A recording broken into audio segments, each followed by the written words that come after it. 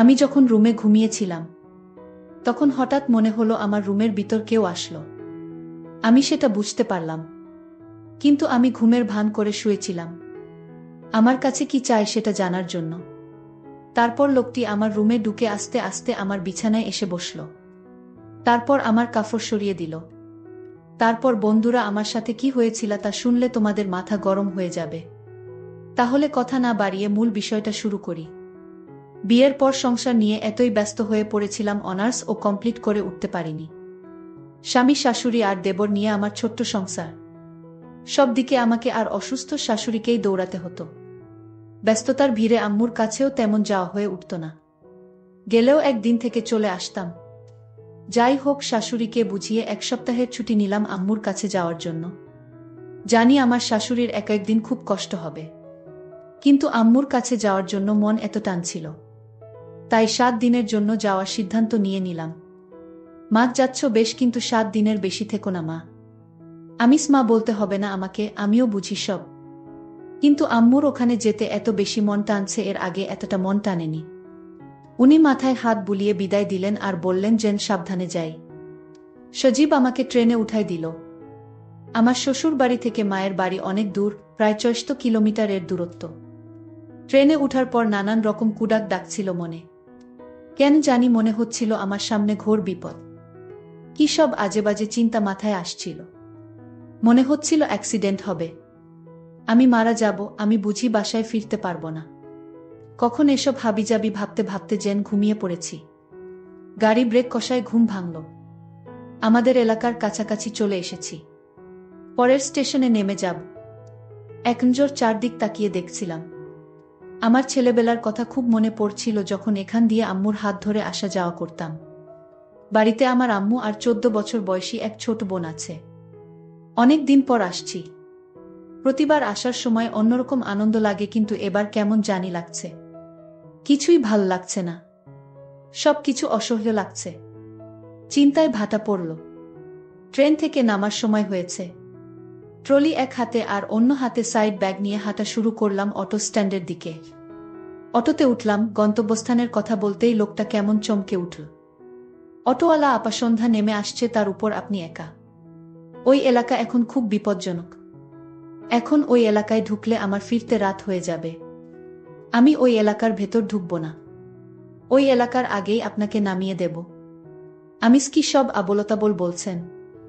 কিসের বিপদ? ওই, আমি তো এরকম কিছুই শুনিনি। আমার আম্মু তো ফোনে আমায় এমন কিছু বলেনি। আপনার মাথা ঠিক আছে তো? অটোওয়ালা বলল, আপনাকে কেন বলছি গেলেই জানবেন। ওই এলাকায় খারাপ ফুলাইপান আছে। সন্ধ্যার পর পথে যাকেই পায় তাকেই ধরে নিয়ে যায়। তাই এখানে কেউ রাতে ঘর থেকে বের হয় না। অত কিছু বুঝি না, লাখ টাকা দিলেও এলাকায় যাব না। অনেক রাত হয়ে যাবে, সন্ধ্যার আগে ফিরতে হলে আপনাকে মাঝপথেই নামতে হবে। এদিক ওদিক তাকিয়ে দেখি আর কোন অটো নেই, কোনো রিকশাও নেই। সন্ধ্যা হতেও প্রায় ঘণ্টাখানেক বাকি। নিরুপায় হয়ে অটোতে উঠেই বসলাম ওনার শর্ত মেনে। অটোওয়ালা কথামত আমাকে মাঝপথে নামিয়ে দিল। বাধ্য হয়ে হাঁটা শুরু করলাম। সত্যি তো, রাস্তা একটা কাকপক্ষী পর্যন্ত নেই। আছে শুধু প্যাঁচার ডাক, থেকে থেকে দূর হতে কুকুরের ঘেউ ঘেউ আওয়াজ ভেসে আসে। ছোটবেলায় আঙ্কেলের সাথে মেলায় যেতাম। মেলা থেকে ফিরতে বেশ রাত হতো। তখনও দেখেছি কত মানুষের আনাগোনা। এরকম নীরব কখনো দেখিনি। সত্যি মনে হচ্ছে কোনো পরিত্যক্ত এলাকায় ঢুকে পড়েছি। এ এলাকায় যে মানুষ বসবাস করে তা বোঝার উপায় নেই। অনেকক্ষণ ধরে হেঁটে ক্লান্ত হয়ে পড়েছি, কিন্তু লোকটার কথাই ঠিক, এই এলাকার কেউ বের হয় না। কুছ তো গাড়বার হ্যায়। কিন্তু আম্মুত আমায় কিছুই বলেনি এ ব্যাপারে। এমনকি আম্মু জানে আমি আসব। ফিরতে দেরি হচ্ছে, কিন্তু আম্মু তো টেনশন করছেন। মাঝে একবার ফোন দিয়েছিল, শুধু বলছে যেন সাবধানে আসি। এটা তো স্বাভাবিক একটা কথা। আগে স্কুলে থাকতে কোচিং থেকে ফিরতে একটু দেরি হলেই আম্মু এগিয়ে নিতে চলে আসত। কত টেনশন করত। সব কিছুই অদ্ভুত লাগছিল।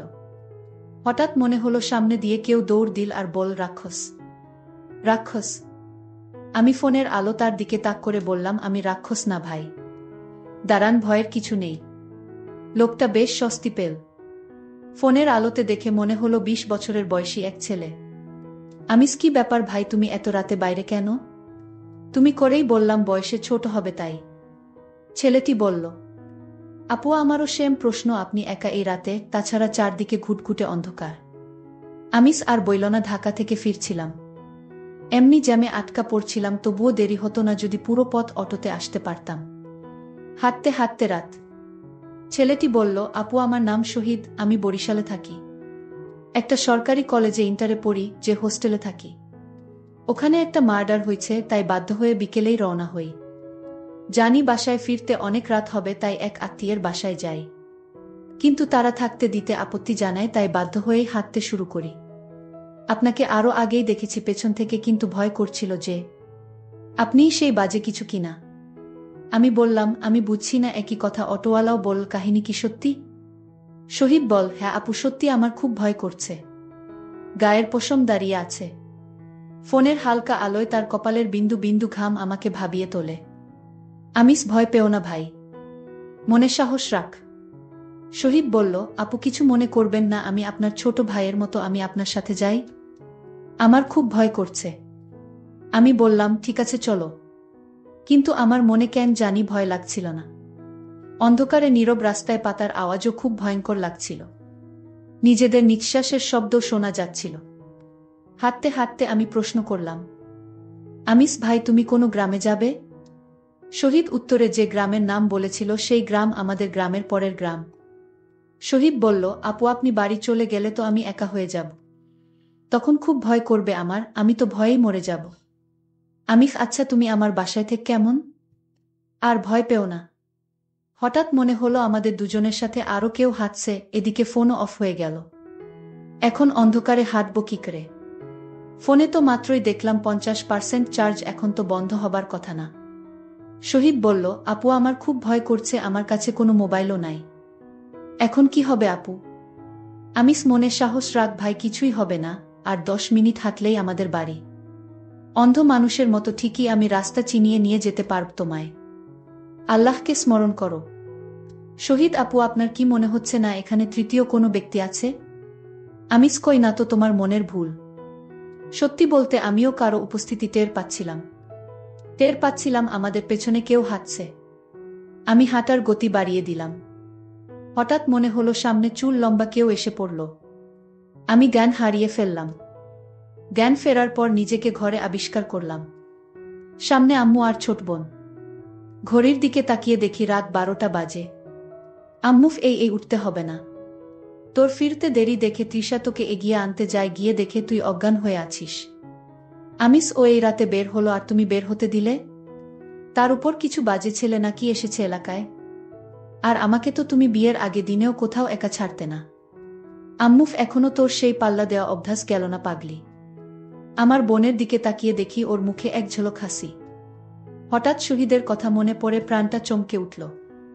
আমিস, হ্যাঁ রে তৃষা, তুই কি আমাকেই শুধু পেয়েছিস? সাথে আর কাউকে দেখিসনি? তৃষা বলল, কই না তো, শুধু তুমিই ছিলে। পুরা রাস্তা খালি ছিল, কাকপক্ষীও ছিল না। আমার বুকের ভেতরটা কেমন চমকে উঠেছিল। ছেলেটা তাহলে ওই কারো শিকার হয়েছে।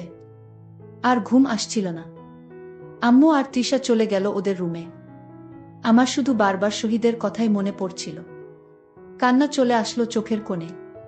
কাঁদতে কাঁদতে কখন যে ঘুমিয়ে পড়েছি টেরই পাইনি। মধ্যরাতে ঘুম ভাঙল। ঘরে কেমন একটা গন্ধে গা গুলিয়ে আসছিল। হঠাৎ কারো শব্দ শুনতে পেলাম ড্রয়িং রুম থেকে। এত রাতে আবার কে কি করছে ড্রয়িং রুমে? রাত এখন 2:30, শব্দটা ড্রয়িং রুম থেকে আসছে। আমার রুমের দরজায় বিয়ের আগে তারকাটা দিয়ে একটা ছিদ্র করে রেখেছিলাম, যাতে আমাকে দেখতে আসলে পাত্রকে এই ছিদ্র দিয়ে দেখতে পারি। সেই ছিদ্র দিয়ে উকি দিয়ে যা দেখলাম তা দেখার জন্য মোটেও প্রস্তুত ছিলাম না। আমার ছোট বোন আর শহীদকে দেখতে পেলাম ওই রুমে। আমি হঠাৎ না দেখার ভান করে শুয়ে পড়লাম। কিন্তু ও একটু সন্দেহ করেছে মনে হয়। মুখে আঁচল গুজে শুয়েছিলাম। দেখলাম ও আমার রুমে আসল আমাকে শুয়ে থাকতে দেখে চলে যাচ্ছিল। যাওয়ার পথে আরেকবার ফিরে তাকাল।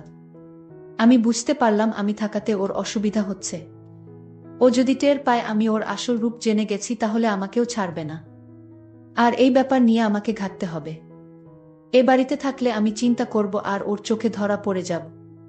তাই আগে বাড়ি থেকে বের হতে হবে। আর চিন্তা করতে লাগলাম, আজ শহীদ আর তৃষা ওই রুমে কি করে তা আমি হাতে নাতে ধরব। সারা রাত জেগে পার করে দিলাম। ভোরবেলায় আম্মু আর তৃষার কথা কাটাকাটিতে ঘুম ভাঙ্গল। ওনারা উভয় আস্তে আস্তে কথা বলছিল যাতে আমি না শুনি, কিন্তু আমি আড়ি পেতে শুনে নিলাম। আম্মু, তোর এই নোংরা অভ্যাস কবে শেষ হবে? আমি শুধু তোকে হারানোর ভয়ে চুপ করে আছি। তুই জানিস আমি তোকে নিজের চেয়েও বেশি ভালোবাসি। খুব স্বাভাবিকভাবে আম্মুর সাথে কিছুক্ষণ সময় কাটালাম, নাস্তা করলাম। তারপর আম্মুকে বললাম একটু হোস্টেলে যাব, আমার রুমমেটদের সাথে দেখা করে আসি। আমার ফ্রেন্ডরা আছে ওখানে। বিয়ের পর ওদের কারো সাথেই দেখা হয়নি। আম্মু কিছু একটা ভেবে একটা দীর্ঘশ্বাস ফেলে বল, যাও। একটা সাইড ব্যাগে 2টা 3 পিস আর টুকটাক জিনিস নিয়ে বের হলাম হোস্টেলের উদ্দেশ্যে। বাসা থেকে বের হয়ে হাঁটতে থাকলাম। এক মনে নিচের দিকে তাকিয়ে হাঁটছিলাম। পেছন থেকে কেউ ঐশী ঐশী বলে ডাকছে শুনছিলাম, কিন্তু কেন জানি সাড়া দিচ্ছিলাম না। চিন্তায় যেন অন্য জগতে হারিয়ে গেছি। এবার খুব কাছ থেকেই ডাক শুনলাম। চিন্তায় ভাটা পড়ল। খুব পরিচিত কারো কণ্ঠ, কিন্তু মনে করতে 5 সেকেন্ড লেগে গেছে, 2 বছর পর দেখে। শিরিন, কেমন আছিস তুই? বিয়ে করে তো পর করে দিলি। তোর বর তোকে বিয়ে না করলে বুঝলি এতদিনে তোকে বউ করতাম। কিন্তু দেখ, তোর বর তোকে চিলের মতো ছো মেরে নিয়ে গেল। শিরিন আমার ছোটবেলার বন্ধু, ক্লাস 6 থেকে অনার্স, একই স্কুলে কলেজে ও একই ভার্সিটিতে পড়েছি। পরে একসময় তিতুমির কলেজের এক মেয়ের সাথে ফেসবুকে ওর প্রেম হয়। মেয়েটাকে ওর পাশে একদমই মানাচ্ছিল না। মুখের ওপর বলেই ফেলি, কি পছন্দ করছিস? তখন ও বলে, তুই প্রেম কর, তাইলে ওর সাথে ব্রেকআপ করে দেই। এসব কথা বলতে বলতে বিকেল ঘনিয়ে আসতে শুরু করল। যাই হোক, আমি আবার সন্ধ্যায় বাড়িতে ফিরলাম। বাড়িতে ফিরে ভাবতে লাগলাম, শহীদ এত রাতে আমার বোনের রুমে আসলো কি করে। বিষয়টা আমার কাছে অদ্ভুত লাগছিল। আমি আজ ভাবলাম, আজ আমি তাদের রুমে দরকার হয় লুকিয়ে থাকব। তারপরও ওদের আসল রহস্যটা আমি জানব। কারণ গতকালের দৃশ্য দেখে আমার কিছুতেই ঘুম আসছিল না। আমি আগে থেকেই ছোট বোনের রুমে লুকিয়ে গেলাম। কিন্তু আজ রাত আমার বোন তৃষা রুমে আসলো না। আমি অবাক হলাম, তারা আজ কোথায় গেল। আমি ভাবলাম, এবার আমি আমার রুমে যাইতো। আমি আমার রুমে গিয়ে দেখতে পেলাম তারা দুজনকে। তার দুজনকে আমি আমার রুমে দেখতে পেয়ে আমার চোখ কপালে উঠে গেল।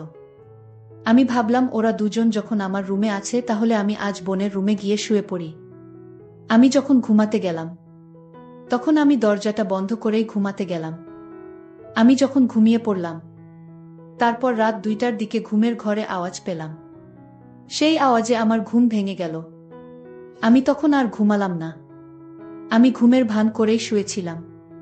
দেখি হয় সেটা জানার জন্যই। আমি টের পাচ্ছিলাম আমার রুমে কেউ চুপি চুপি এসে ঢুকল। তারপর আমার বিছানায় বসল। তারপর আমার কপড়টা সরিয়ে দিল। আমি চুপচাপ ছিলাম। তারপর আমি হঠাৎ ঘুমের ভান ছেড়ে লাফ দিয়ে বিছানা থেকে উঠে গেলাম। আর বলতে লাগলাম, কে কে তুমি? আমি দেখলাম সেটা আর কেউ না, আমার ছোট বোন। আমি তার চোখের দিকে তাকালাম। দেখলাম সেটা মানুষের চোখ না। সেটা আমার কাছে মনে হচ্ছে কোনো ভূতের চোখ। আমি চিৎকার দিলাম। মা তখন আমার রুমে হাজির। আমার মা বলল, কি হয়েছে তোর? আমি বললাম, আমার বোন এরকম করছে কেন? তার চোখ তো মানুষের মনে হচ্ছে না। মা তখন বলল, তুই যা দেখেছিস তাই সত্য। এটা তোর স্বাভাবিক বোন না। আমাদের মতো স্বাভাবিক মানুষ না। তোর বোন ঠিক আছে, কিন্তু সে রাক্ষস। সে সাধারণ মানুষ না। আমার গর্ভ থেকে জন্ম নিল এক রাক্ষস। গতকাল শহীদ ছেলেটাকে মেরে ফেলেছে। আজ তোকেও মারতে এসেছিল। কিন্তু তুই তো ওর বড় বোন, তাই তোকে মারবে না। মায়ের কথা শুনে আমার চোখ দিয়ে পানি ঝরছিল। আজকের মতো এখানেই শেষ করলাম। গল্পটি যদি ভালো লাগে, তাহলে অবশ্যই চ্যানেলটি সাবস্ক্রাইব করে পাশে থাকবেন। ধন্যবাদ।